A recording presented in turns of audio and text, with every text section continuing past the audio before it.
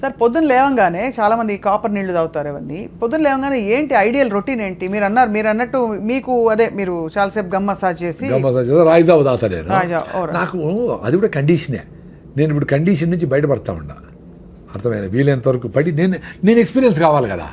ఇప్పుడు టూత్పేస్ట్ నుంచి బయటపడినా అప్పటి నుంచి నాకు నోట్లో పుండు రావడం లేదండి. అప్పుడు 2-3 ఏళ్ళకి ఒకసారి బ్లిస్టర్స్ వస్తాయి కదా, అల్సర్ అవి రావడంలే. అద్భుతం కదా. చాలా మందికి పోయి మా ఫ్రెండ్స్ చాలామంది నిలిపేశారు పళ్ళ పొడితో అవి. సో పళ్ళ పొడి కూడా ఎందుకు అసలు ఏమవసరము అనుకున్నా ఒకసారి. ఒక 3 నెలల ముందర బ్రష్తో గమ్స్ని మసాజ్ చేసి ఉత్త బ్రష్తోనే బ్రష్ చేసి ఎందుకు బ్రష్ చేయాలనిపిస్తుందంటే నాలుకని మనం పళ్ళ మీదకి ఇట్లా పెడితే అది ఏదో అతుక్కొని ఉంటుంది కొంచెం. ఈ ఆయిల్ ఫుడ్ ఆయిల్ కలిసిండేదో కొంచెం అట్లా ఉంటుంది, ఫీలింగ్ ఉంటుంది కూడా. అది ఫ్రిక్షన్ చేసే చాలు కదా, దానికి మళ్ళీ పళ్ళపొడి అయినా ఎందుకు అనిపించింది. వాటి ఏదైనా తగ్గించుకుంటాం.